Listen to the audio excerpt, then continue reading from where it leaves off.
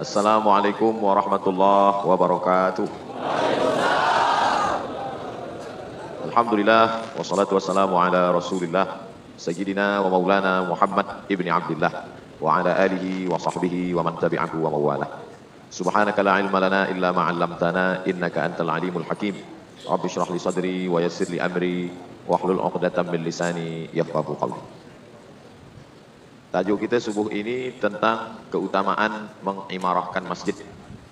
Yang pertama, idza arada ahadukum bihasanatin, kalau ada orang yang ingin melakukan perbuatan yang baik, falam yaf'alha faktub lahu hasanatan, tidak jadi dia melakukannya, maka tuliskanlah untuknya satu kebaikan. Wa idza amilaha, kalau dia melaksanakannya, faktub lahu, maka tuliskanlah untuk dia bi asyri amsalihha, 10 balasan, ila 700 dhifin, sampai kepada 700. Saya ingin sholat berjamaah, tak jadi dia laksanakan, dapat 1. Jadi dia laksanakan, datang dia ke masjid wasatiyah, batu sapi. Batu ni banyak, sapi pun banyak, tapi batu sapi cuma disandarkan. Jadi dia datang, maka dituliskan 10 hingga 700. Ada yang dapat 10, ada yang dapat 200, ada yang dapat 500, ada yang dapat 700. Jadi kita semua yang datang ini dapat dari 10 hingga ke 700. Amin ya rabbal alamin. Man jaa bil hasanati falahu asyru amsalihha. Siapa yang membuat satu kebaikan dapat 10. Tapi dalam hadis ini kata Nabi ila 700 dhifin. Ini keutamaan yang pertama, orang yang mengimarahkan masjid. Kita semua yang nak ke masjid ini tidak diucapkan di lisan. Tidak ada orang yang nak ke masjid diucapkan di lisan, saya ingin ke masjid. Tak ada. Itu hanya di dalam hatinya saja. Tapi ada juga setengah orang, dia tak ucapkan di lisan, tapi dia tulis di status FB, saya nak ke masjid. Semua orang tahu, baik untuk syiar dakwah. Tapi kalau orang ingin berbuat baik, dia diam. Dari mana malaikat tahu? Padahal yang tahu niat itu hanya kita dengan Allah Subhanahu wa taala.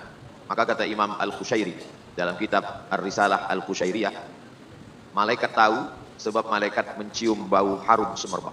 Jadi semua orang yang berniat baik, malaikat mencium bau harum, malaikat tulis saja. Jadi dia datang ke masjid 10 hingga 700. Tak jadi dia datang ke masjid, sudah dapat 1. Tapi jangan sebab tazkirah subuh ni semua berniat tak jadi ke masjid. Semua mesti berniat dan jadi ke masjid. Inilah dia subuh ini, mudah-mudahan kita istiqomah insyaallah. Amin ya rabbal alamin. Itu yang pertama. Yang kedua, manakala dia berwuduk, elok berwuduk di rumah, supaya dari rumah hingga ke masjid lebih banyak malaikat yang mendoakan. Tapi andai pun berwuduk di masjid wasatiyah, baik juga, bukan berarti dia salah, tidak. Tapi seeloknya dalam hadis berwuduk di rumah, selepas itu baru datang ke masjid. Berwuduk di masjid baik, tapi masjid ada air, ada bil air, ini sudahlah tak pernah tolong bil air, wuduk di masjid. Kita wuduk di rumah, di masjid baik, tak salah. Bila dia berwuduk, dia siram air ke muka, maka lepaslah dosa-dosa dari hidung, dari mata. Bila dia siram air ke tangan, lepaslah dosa-dosa dari tangan. Bila dia sapu kepala, maka lepaslah dosa dari isi kepala yang kotor, yang jahat, yang tak baik. Bila dia sapu telinga, keluarlah dosa-dosa dari lubang telinga. Bila dia siram kaki, keluarlah dosa-dosa dari celah-celah jari-jari, kuku-kuku kaki. Hadis ada dalam Sunan Ibni Majah. Jadi wuduk itu ada zahir, ada batin. Wuduk zahir, air yang disiramkan. Wuduk batin, air yang melepaskan najis, hadas kecil, dan dosa pun lepas. Maka selepas berwuduk kita menghadap ke kiblat. Asyhadu an la ilaha illallah wahdahu la syarikalah wa asyhadu anna sayyidana Muhammadan abduhu wa rasuluh. Allahumma ja'alni minat tawwabin waj'alni minal mutatahhirin waj'alni min ibadikas shalihin. Badan dah bersih, tapi yang 3 ni belum. Maka minta minat tawwabin, orang yang taubat kepada Allah. Wal mutatahhirin, suci. Bersih sudah, tapi belum suci. Semua orang bersih, tapi tak suci. Orang yang sudah berwuduk, dia suci. Minal mutatahhirin. Yang ketiga, waj'alni min ibadikas shalihin. Maka lepaslah semuanya. Jadi kalau ada orang mengatakan saya ni banyak silap, banyak dosa, banyak maksiat, maka dengan wuduk dia lepas. Namin muslimin yuznibu dzamban. Kalau ada orang yang silap salah berdosa, summa yatatahhar, mandi atau berwuduk atau bertayamum, summa yusalli raka'ataini, sembahyang sunat 2 rakaat, summa yastaghfirullah, kemudian minta ampun kepada Allah, illa ghafarallahu lah, maka Allah mengampunkan. Maka semua kita yang sudah berwuduk tadi, lepaslah dari semua dosa-dosa kita insyaallah. Tapi hutang tak lepas. Baru setakat hanya dosa mata, dosa telinga, dosa kepala, dosa tangan, dosa kaki. Itu keutamaan yang kedua. Selepas itu masuk keutamaan yang ketiga. Al-ula tahuttu biha khati'ah wal ukhra tarfa'u biha darajah. Hadisnya ada dalam Sahih Muslim. Langkah kaki pertama menghapus dosa, langkah kaki yang kedua mengangkat darajah. Langkah kaki yang ketiga menghapus dosa, langkah kaki yang keempat mengangkat darajah. Begitulah seterusnya dari rumah hinggalah sampai ke masjid. Jadi bagaimana dengan kita yang dari rumah naik kereta? Maka makna hadis ini, sedangkan yang berjalan kaki dekat rumah pun mendapatkan keutamaan, apalagi yang jauh daripada rumah. Sekarang kita tengok ada iklan, langkahkan kaki Anda sehari 10.000 langkah supaya sehat tulang dan badan. Di dalam badan yang sehat terdapat fikiran yang sehat. Sebab apa? Sebab sholat berjamaah. Jadi kalau ada surau, musola, masjid dekat rumah, elok jalan kaki. Tapi Ustaz Somad dari hotel tadi tak jalan kaki. Kalau dari hotel jalan kaki, duha baru selesai. Pukul 6.30 saya mesti ke airport sebab nak teruskan rihlah dakwah ini ke Kota Kinabalu. Oleh sebab itu dari pukul 5.30 hingga pukul 6.30 inilah kita bahaskan tentang keutamaan mengimarahkan masjid. Yang ketiga adalah keutamaannya melangkahkan kaki. Langkah pertama tahuttu biha khati'ah, menghapuskan dosa. Langkah yang kedua tarfa'u biha darajah, menaikkan darajah. Darajah maknanya dalam bahasa Melayu tangga. Darajah itu tangga. Tarfa'u biha darajah, menaikkan tangga-tangga kita di hadapan Allah Subhanahu wa taala. Jadi semua yang berjalan kaki tadi, langkah pertama, langkah kedua. Yang naik kereta, tetesan pertama, minyak dia semuanya, maka diberikan Allah Subhanahu wa taala, "Faman ya'mal mithqala dzarratin khairan yarah." Tak ada yang sia-sia. Ini yang ketiga. Yang keempat, dia pun masuk ke dalam masjid. Maka manakala dia masuk ke dalam masjid, dia mendapatkan rahmat Allah. Allahumma ftahli abwaba rahmatik. Ya Allah, bukakan untuk saya pintu-pintu rahmat Engkau. Kita ini masuk surga bukan kerana amal kita. Kata Nabi sallallahu alaihi wasallam, la yudkhilal jannata ahadakum amaluhu. Kamu masuk surga bukan kerana amalmu. Wala anta ya Rasulullah, engkau pun masuk surga bukan kerana amalmu. Wala ana, saya pun masuk surga bukan kerana amal saya. Jadi masuk surga ini kerana apa? Illa ayyataghammadani Allahu bi rahmatih, kerana rahmat Allah Subhanahu wa taala. Itulah yang kita mintakan manakala kita mengimarahkan masjid. Tadi mula masuk tadi, Allahumma ftahli abwaba rahmatik. Bukan bab, kalau bab satu pintu. Yang kita minta abwaba, pintu rahmat Allah Subhanahu wa taala. Mudah-mudahan kita sudah mendapatkannya dan terus mendapatkannya istiqamah hingga akhir hayat. Allahumma ftahli abwaba rahmatik, itu keutamaan yang keempat. Yang kelima, idza dakhala ahadukumul masjidah, kalau kamu masuk masjid, fala yajlis, jangan duduk, hatta yusalli rak'ataini, sampai sembahyang 2 rakaat. Nabi tak ada menyebut sembahyang ini sembahyang apa namanya. Ulama lah yang membagi nama dia dengan nama tahiyatul masjid. Tahiyat artinya penghormatan, at-tahiyatul penghormatan, hormat takzim kita kepada masjid. Idza dakhala ahadukumul masjid, kalau kamu masuk masjid, fala yajlis, jangan duduk, hatta yusalli rak'ataini, hingga salat 2 rakaat. Seelok-eloknya sembahyang 2 rakaat tahiyatul masjid. Selepas itu baru qabliyah. Tapi Ustaz Abdul Somad tadi kami tengok 2 rakaat saja sebab terlambat. Jadi kalau waktunya pendek, hanya cukup 2 rakaat. Sembahyang apa yang kita buat? Kalau kita buat tahiyatul masjid tak dapat qabliyah. Tapi kalau kita buat qabliyah, automatically dapat tahiyatul masjid. Jadi tadi manakala saya masuk, saya tanya, dah azan? Sudah. Oh, nampaknya jamaah dah tegak. Kalau saya buat lama, nanti banyak pula. Ini kami dah lama menunggu. Maka pilihlah 2 rakaat qabliyah subuh, maka dapat tahiyatul masjid. Tapi kalau buat tahiyatul masjid, tak dapat qabliyah subuh. Tapi jangan sebab ini esok lambat terus datang ke masjid. Bila ditanya kenapa awak datang ke masjid lambat, kata Ustaz Somad, 2 rakaat dah cukup. Jadi seelok-eloknya cepat kita datang ke masjid. Ini keutamaan yang keberapa tadi? Kelima. Yang kelima adalah sembahyang solat sunat tahiyatul masjid. Siapa yang paling banyak amalnya di dunia ini? Tentu orang-orang yang kaya.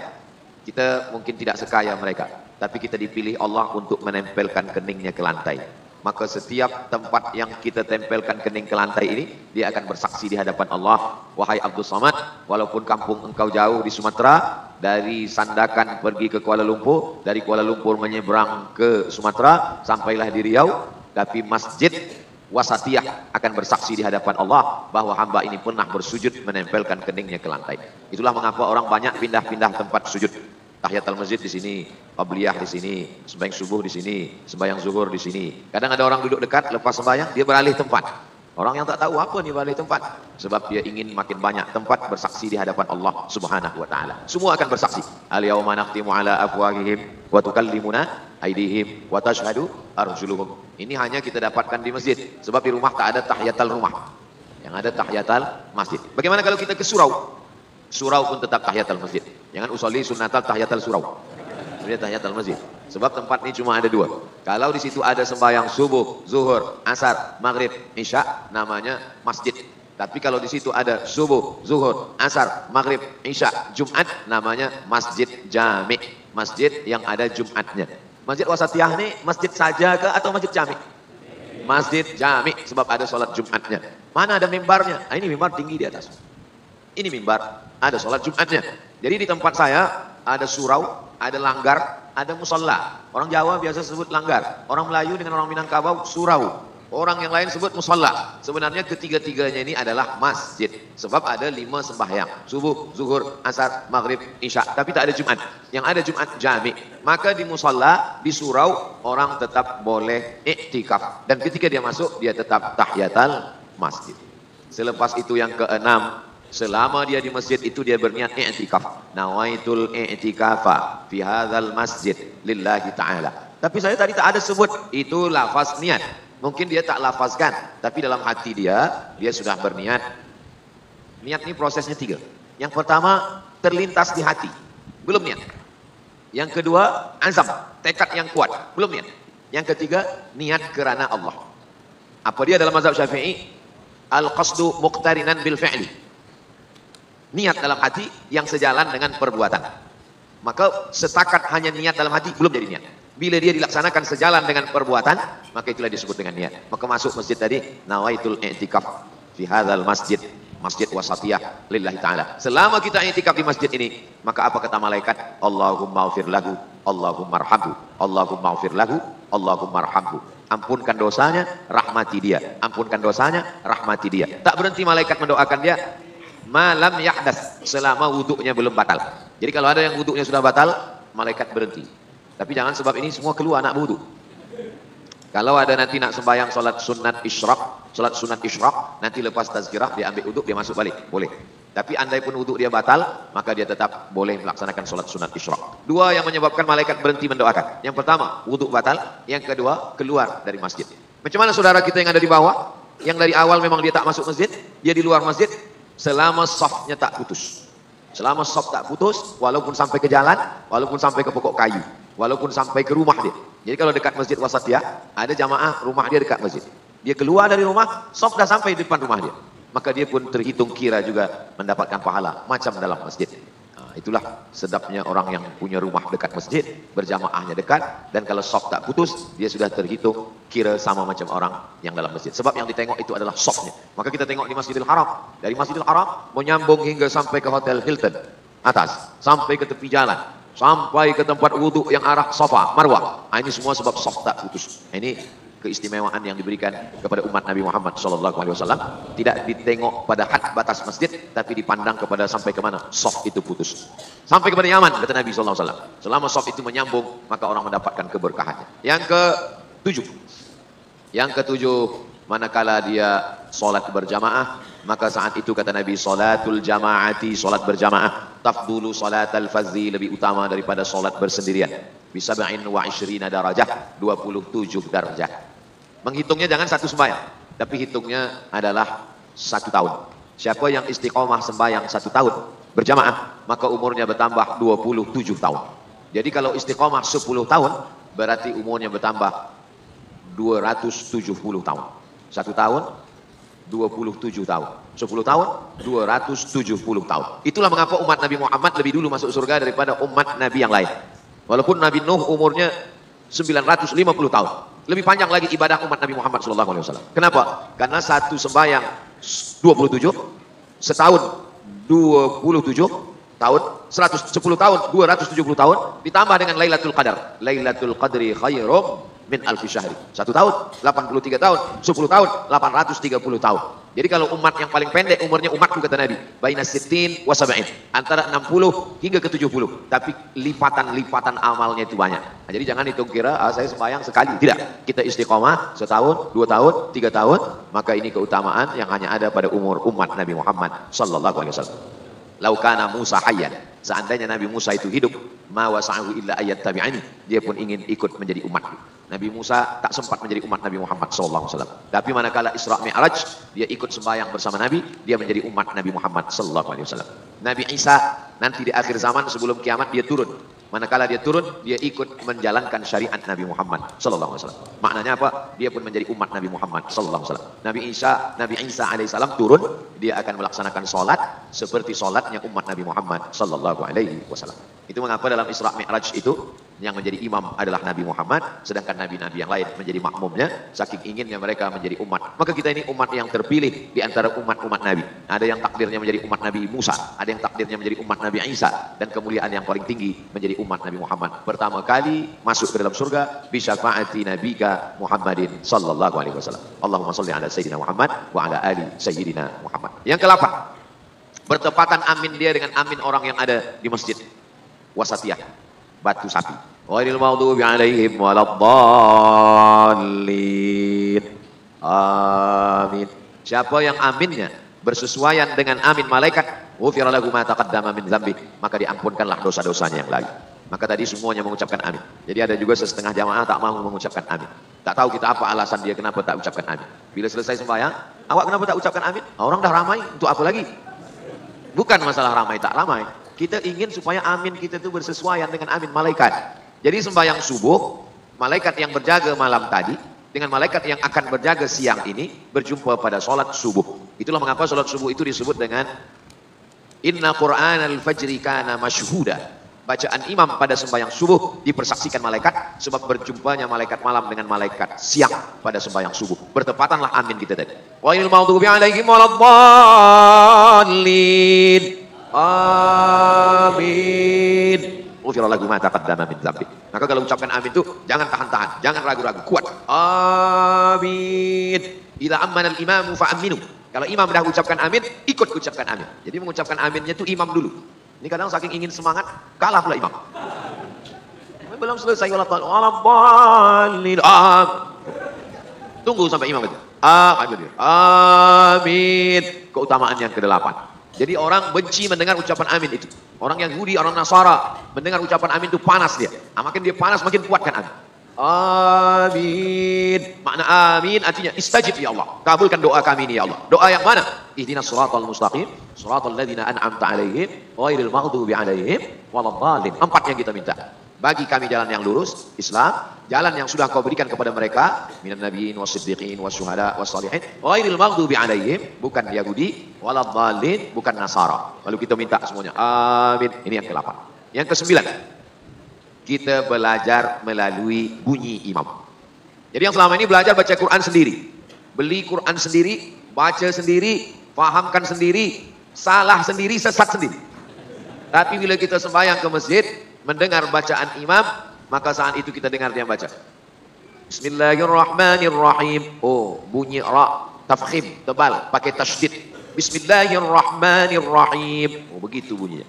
Alhamdulillahirabbil alamin. Ar-Rahmanir-Rahim, Maliki Yaumiddin, Iyyaka na'budu. Oh, pakai tasydid. Kadang kita kena belajar tak betul, tak pakai tasydid. Iyyaka na'budu wa iyyaka nasta'in. Tapi kata imam kita, Iyyaka na'budu wa iyyaka nasta'in. Ihdinas siratal mustaqim. Telinga kita mendengar direct, bukan melalui YouTube, bukan melalui suara CD, tapi langsung mendengar. Siratal ladzina an'amta 'alaihim ghairil maghdubi 'alaihim macam mana bunyi ba? Waladdallin. Kita dengar semuanya. Sampai kepada doa kunut tadi. Wa sallallahu ala sayyidina Muhammadin nabi. Selama ini baca sendiri. Wa sallallahu ala sayyidina Muhammadin nabiyil ummi. Rupanya Muhammadin manakala dia masuk an-nabi ada nun kecil namanya nun wiqayah. Tanwin Muhammadin tak mungkin boleh masuk kepada an-nabi, maka ada nun kecil nun wiqayah menjaga bacaan. Wa sallallahu ala sayyidina Muhammadin nabiyil ummi wa ala alihi wa sahbihi wa baraka wa sallam. Maka sampai kepada doa kunut pun kita belajar kepada imam. Ini hanya dapat dalam orang yang mengimarahkan masjid dengan sholat berjamaah. Menengok macam mana imam mengangkat takbiratul ihram. Mata menengok. Allah. Sampai ke telinga. Allahu Akbar. Menengok imam manakala dia sholat qabliyah. Menengok ulama di masjid itu macam mana kaki dia. Waktu sujud. Kaki dia rapat. Kaki dia terbuka. Menengok tangan dia saat bertasyahud. At-tahiyatul mubarakah. Bukan waktu sedang sembahyang. Bukan sedang sembahyang itu kita tengok tangan imam. Kita sembahyang menengok tempat sujud. Bila kita sembahyang ke masjid, kita duduk, ada ulama di situ, kita tengok macam mana dia mengangkat takbiratul ihram, macam mana dia mengangkat tasyahud, waktu tasyahud tunjuk asyhadu an la ilaha illallah wa asyhadu anna muhammadar rasulullah. Allahumma shalli ala sayyidina Muhammad wa ala ali sayyidina Muhammad. Itu hanya dapat dilakukan oleh orang yang memakmurkan, mengimarahkan masjid dengan sholat berjamaah ke masjid. Berikutnya yang ke-9. 10. Yang ke-9, selepas dia salam, assalamualaikum warahmatullah, maka dia masuk ke dalam majlis zikir. Orang yang berada di majlis zikir, maka saat itu malaikat memanggil. Malaikat memanggil kepada malaikat yang lain. Apa kata malaikat? Halummu ila hajatikum. Marilah kemari kepada hajat kamu. Innalillahi malaikatan. Allah memiliki malaikat. Yatufuna 'alal ard. Malaikat ini berkeliling di atas muka bumi. Malaikat ini berkeliling, yang dia cari adalah majelis zikir. Itulah maka selepas sembahyang jangan keluar masjid, berzikir di dalam. Astaghfirullahalazim, astaghfirullahalazim, astaghfirullahalazim. Alladzi la ilaha illa huwal hayyul qayyum wa atubu ilaih. La ilaha illallah wa la syarika lah, lahul mulku wa lahul hamdu, yuhyi wa yumiitu wa huwa ala kulli syai'in qadir. Kalau saya jadi imam, semua bacaan zikir itu saya jaharkan, saya kuatkan. Sebab menurut mazhab Syafi'i, imam menjaharkan zikir untuk mengajar makmum. Bila makmum dah faham, maka imam membacanya sir. Sedangkan mazhab Hambali, imam menjaharkan selamanya. Jadi kalau ada imam yang menjaharkan zikir selamanya, bukan berarti dia mazhab Hambali. Saya pakai mazhab Syafi'i. Tapi bila saya jadi imam, zikir saya jaharkan. Subhanallah, subhanallah, subhanallah. Untuk apa? Sebab mungkin makmum ada mu'alaf yang baru masuk Islam. Dia tak tahu bacaan. Mungkin makmum ada budak kecil yang tak tahu bacaan. Mungkin ada makmum dia dah lama Islam, tapi baru itulah dia ke masjid. Dia pun tak tahu bacaan. Kalau saya sirkan, apa yang dibaca imam ini? Dia tak dengar apa yang dibaca imam. Maka budak-budak anak-anak kecil yang ke masjid itu dia mendengar, dia boleh rakamkan ke telinga dia, maka dia ingat, dia pun akan dengarkan. Bila di rumah mungkin bacaan kita tidak macam imam. Imam baca subhanallah, bila sembahyang sendiri cepat, apa yang dia baca? Betul tuh Ustaz. Laki saya di rumah macam itulah kalau lepas sembahyang. Tak apa-apa kata dia. Maka subhanallah, alhamdulillah, Allahu Akbar. Selepas itu ditutup dengan 100, 33. Yang ke-100, la ilaha illallah wa la syarika lah, lahul mulku wa lahul hamdu, yuhyi wa yumiitu wa huwa ala kulli syai'in qadir. Seterusnya yang ke-10. Yang ke-10, ad-da'i wal mu'ammin fil ajri sawa. Yang berdoa dengan yang mengaminkan, maka balasan pahalanya sama. Kalau saya jadi imam, saya berdoa, bukan berarti saya yang berdoa pahala saya lebih besar. Tidak, yang mengaminkan pun sama. Dan doa orang yang berdoa berjamaah lebih mustajab daripada doa yang sendiri. Mana dalilnya? Qad ujibat da'watukuma. Doa kamu berdua dikabulkan Allah. Ini ayat Allah untuk Nabi Musa dan Nabi Harun. Yang berdoa Nabi Musa, Nabi Harun mengaminkan. Kata Nabi Musa, Allahumma ja'alli waziran min ahli Harun akhi. Jadikan seorang penolong untukku, saudaraku bernama Harun. Tolong kami untuk menang menghadapi Fir'aun. Maka Nabi Harun mengatakan amin. Kata Allah Ta'ala, qad ujibat da'watukuma. Doa kamu berdua dikabulkan. Mustajab doa. Apalagi tadi kita beramai-ramai. Maka doa kita sendiri untuk diri kita mungkin tak makbul. Tapi doa imam untuk kita semua, insya Allah dikabulkan Allah Subhanahu Wa Ta'ala. Itu yang ke-10. Berikutnya yang ke-11. Yang ke-11, selepas sembahyang biasa orang bersalaman. Ada yang salam selepas salam. Assalamualaikum warahmatullah. Assalamualaikum warahmatullah. Bersalam. Ada yang bersalam musafahah selepas berdoa. Subhana rabbika rabbil izzati amma yasifun. Wassalamun alal mursalin. Walhamdulillahi rabbil alamin. Lepas itu dia pun bersalaman. Ma min muslimaini, ada dua orang muslim. Yaltaqiyani, berjumpa. Wa yatasafahani, bersalaman. Illa ghufira lahuma, maka diampunkan dosa mereka berdua. Tasaqat dzunubuhuma, gugur dosa mereka berdua. Kama tasaqat awraqus syajar, sebagaimana daun-daun pokok kayu berguguran. Begitulah lepas bersalaman tadi. Maka tadi saya datang bila sebelum sembahyang sudah bersalam. Lepas sembahyang bersalam lagi. Hukumnya mubah, kata Imam An-Nawawi. Imam Nawawi mengatakan kalau dia selepas sembahyang bersalam sunnah. Sebelum sembahyang tak ada bersalam. Selepas sembahyang baru bersalam, sunnah. Kalau sebelum sembahyang dia dah bersalam. Lepas sembahyang dia bersalam lagi, maka hukumnya mubah. Jadi kalau ada orang bertanya, Ustaz Abu Somad, ya, apa hukumnya orang yang bersalam selepas sembahyang?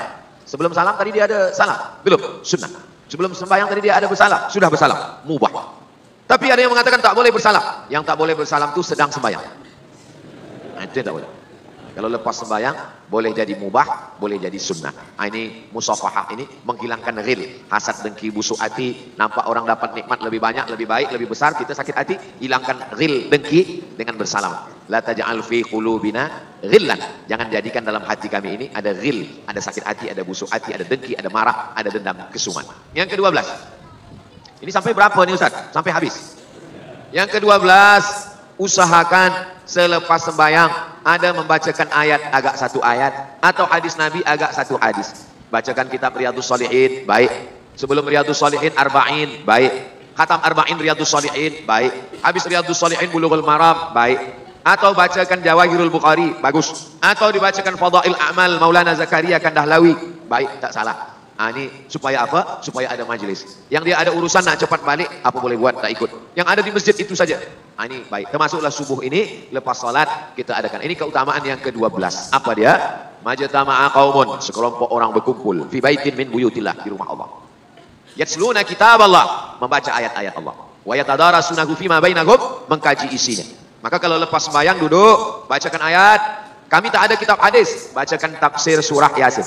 Saya di Masjid Syakirin di Riau mengkhatamkan surah Yasin. Khatam surah Yasin, pindah ke juzuk Amma yatasaalun. Habis Amma yatasaalun teruskan sampai ke An-Nas. Tak usah panjang-panjang. 1 ayat, 2 ayat, 3 ayat, 5 menit, 10 menit. Kultum, kuliah 7 menit. Lalu kemudian keutamaannya, majtama'a qaumun fi baitin min buyutillah, berkumpul di rumah Allah. Yatsluna kitab Allah, membaca ayat-ayat Allah sama, hadis Rasulullah sama, fiqh sama, tasawuf sama. Wa yatadarasunahu fima bainahum, mengkaji isinya. Maka dibalas Allah 4. Nazalat alaihimus sakinah, turun ketenangan ke dalam hati. Wasyiyat bihimur rahmah, mereka diliputi rahmat Allah. Hafat bihimul malaikah, mereka dikelilingi malaikat. Wa dzakarahumullahu fiman indah, dibanggakan Allah kepada para malaikat. Kita subuh ini dapat 4 insyaallah. Nazalat alaihimus sakinah, wasyiyat bihimur rahmah, hafat bihimul malaikah, wa dzakarahumullahu fiman indah. Yang ke-13. Man ahabba ayyubsata lahu fi rizqihi, siapa yang mau lapang rezekinya, wa yunsa'alahu fi azarihi, dipanjangkan umurnya, falyasil rahimahu, maka hendaklah dia menyambung tali silaturahim. Sekarang orang sambung silaturahim di hotel. Acara program silaturahim di hotel sampai tak sembahyang. Apa ini? Menyambung silaturahim dengan manusia tapi dengan Allah putus. Kita dua-duanya dapat. Silaturahim itu dengan manusia, silah dengan Allah disambung dulu dalam sholat. Selepas sholat barulah silaturahim kepada manusia. Makanya sahabat Nabi dulu bila dia sembahyang, Assalamualaikum warahmatullah, Assalamualaikum warahmatullah, tengok ke kanan, biasa dulu di ujung ada dia, kenapa dia tak datang? Balik sembahyang, tengok, Assalamualaikum, waalaikumsalam, oh rupanya dia sakit, oh rupanya dia meninggal, oh rupanya dia sedang keluar, oh rupanya dia sedang musafir. Zaman dulu kalau ada orang tak sembahyang ke masjid, sakit atau mati. Zaman sekarang tak ke masjid, rupa rezeki dah banyak. Manakala susah ke masjid, agak lapang sikit ke masjid, Jumat saja. Makin lapang, Idul Fitri, Idul Adha. Na'udzubillah. Nah, maka kita tidak macam itu. Subuh, zuhur, asar, maghrib, isya, tahajud, witir, i'tikaf, bulan Ramadan, 10 malam terakhir, ashrul awakhir min Ramadan. Maka ini adalah keutamaan-keutamaan yang diberikan Allah Subhanahu wa taala. Seterusnya yang ke-13. Ke-14. Yang ke-14, sab'atun yudhilluhumullah. Ada 7 golongan yang mendapatkan naungan Allah. Yauma la dhilla illa dhilluh. Hari itu tak ada tempat bernaung, hari itu tak ada atap, hari itu tak ada pokok kayu. Wa takunul jibalu kal ihnil mamfush. Gunung-gunung macam bulu kambing yang dihembus angin. Ambil bulu kambing, letakkan ke tapak tangan, hembus kuat, mau fush, hilang. Begitulah kita di hadapan Allah Subhanahu wa taala. Tapi ada yang dapat naungan. Yang dapat naungan itu adalah qalbuhu mu'allaqun fil masajid, orang yang hatinya tergantung di masjid. Badannya di office, badannya di pasar, tapi hatinya tergantung di masjid. Mudah-mudahan ini semua yang hadir ini orang yang hatinya tergantung di masjid. Nanti di padang mahsyar ada orang yang tenggelam kerana peluh panas sampai ke lutut, sampai ke pinggang, sampai ke leher. Tapi jamaah masjid wasatiyah, dia mendapatkan naungan di bawah arsy, tak ada panas sama sekali. Syaratnya adalah qalbuhu mu'allaqun fil masajid, orang yang hatinya tergantung di masjid. Last, yang terakhir kali, yang ke-15. Innama ya'muru masajidallah man amana billah wal yaumil akhir wa aqamas shalah wa ataz zakah wa lam yakhsha illallah. Kalau kamu mau melihat ada 5 perkara dalam hati manusia, tengoklah dia yang memakmurkan, mengimarahkan masjid. Kalau ada orang yang mengimarahkan masjid, maka dalam hatinya ada 5. Amana billah, wal yaumil akhir wa aqama shalah wa ata zakah wa lam yakhsha illallah. Dia beriman kepada Allah, beriman kepada hari akhir, dia menegakkan salat, dia membayarkan zakat, dan dia hanya takut kepada Allah. Dia tak takut kepada apapun, dia tak takut susah, dia tak takut mati, yang dia takut hanya kepada Allah. Tengoklah itu, yang kelima-lima ini ada hanya dalam hati orang yang mengimarahkan masjid. Imarah artinya ramai, meramaikan masjid. Meramaikan masjid dengan salat berjamaah, meramaikan masjid dengan majelis ilmu, meramaikan masjid dengan tazkirah, meramaikan masjid dengan program-program untuk belia. Jadi budak-budak belia dibuatkan ada program sukan. Mana boleh ada sukan di masjid? Dalam masjid ibadah. Tapi manakala keluar masjid ada program apa ke namanya, pencak silat ke namanya, bola sepak ke namanya, macam-macam program sukan untuk muda belia. Pilih hari Ahad lepas sembahyang subuh supaya apa? Supaya budak anak pemuda-pemuda ke masjid, sebab dibiasakan ke masjid ini dari muda lagi. Masya Allah, tabarakallah, saya tengok ini banyak pemuda-pemuda belia-belia kita ke masjid. Jadi kalau di masjid banyak belia, insya Allah masjid Wasatiyah Batu Sapi sampai hari kiamat tetap ramai insyaallah. Jangan bangga dengan masjid yang besar. Sebab di Andalusia, Spanyol, itu masjid besar. Tapi hari ini tak ada orang ke masjid. Sebab apa? Sebab Islam runtuh, hilang. Tapi yang dulu tidak masjid pun boleh berubah menjadi masjid. Nah, jadi di Europe hari ini banyak yang sebenarnya bukan masjid, tapi dibeli oleh orang Islam menjadi masjid sebab berjamaah. Nah, itulah dia 15 keutamaan mengimarahkan masjid. Kalau boleh diingat-ingat, kalau tak boleh diingat, insya Allah boleh ditonton ulang. Nanti bila nampak video Ustaz Somad duduk, ini di mana nampaknya? Ini di Masjid Wasatiyah. Wasatiyah ini pertengahan. Wa kadzalika ja'alnakum ummatan wasata. Kami jadikan kamu umat yang pertengahan. Kenapa kita disebut dengan wasatiyah? Wasatiyah. Yang sebelah kiri terlampau ke kiri, terlampau ke kanan. Yang terlampau ke kiri mengatakan Nabi Isa itu anak zina. Dia tuduh Maryam berzina dengan tukang kayu. Yang terlampau kanan dia katakan Nabi Isa anak Tuhan.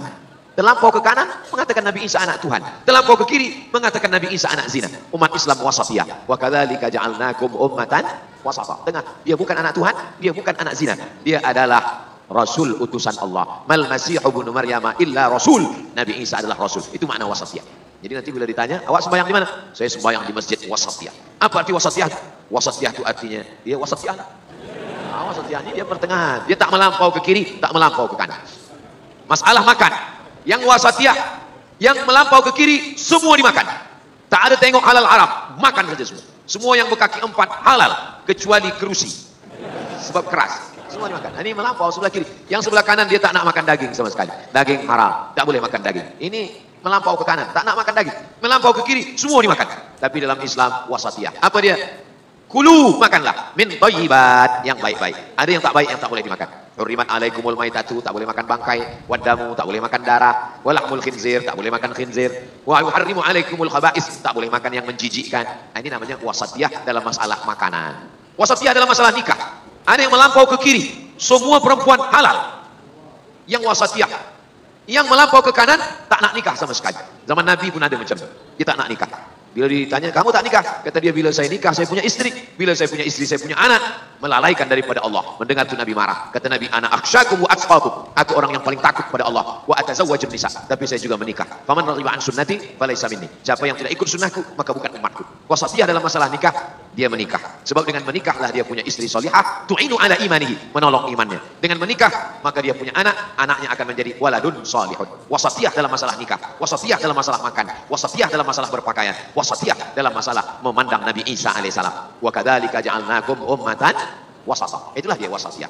Mudah-mudahan kita senantiasa bermanhaj wasatiyah dalam hidup dan mengimarahkan masjid. Di akhir majelis, mari kita sama berdoa kepada Allah untuk yang baik-baik. Mudah-mudahan negeri kita baldatun thayyibatun wa rabbun ghafur, diberikan kebaikan dunia akhirat. Al-Fatihah. A'udzubillahi minasyaitonirrajim. Bismillahirrahmanirrahim. Alhamdulillahirabbil alamin. Arrahmanir rahim. Maliki yaumiddin. Iyyaka na'budu wa iyyaka nasta'in. Ihdinas shiratal mustaqim. Shiratal ladzina an'amta 'alaihim ghairil maghdubi 'alaihim waladdallin. Amin. Allahumma inna nas'aluka salamatan fid din wa 'afiyatan fil jasad wa ziyadatan fil 'ilmi wa barakatan fil rizqi wa taubatan qabla al maut wa rahmatan 'inda al maut wa maghfiratan ba'da al maut. Allahumma hawwin 'alaina fi sakaratil maut wan najata minan nari wal 'afwa 'inda al hisab. ربنا اغفر لنا ذنوبنا ولوالدينا وارحمهما كما ربيانا صغيرا. ربنا هب لنا من الصالحين. Rabbana zalamna anfusana wa illam taghfir lana wa tarhamna lanakunanna minal khasirin. Rabbana atina fid dunya hasanatan wa fil akhirati hasanatan wa qina azabannar. Wa sallallahu ala sayyidina Muhammadin nabiyil ummi wa ala alihi wa sahbihi wa baraka wa sallam. Walhamdulillahi rabbil alamin. Taqabbalallahu minkum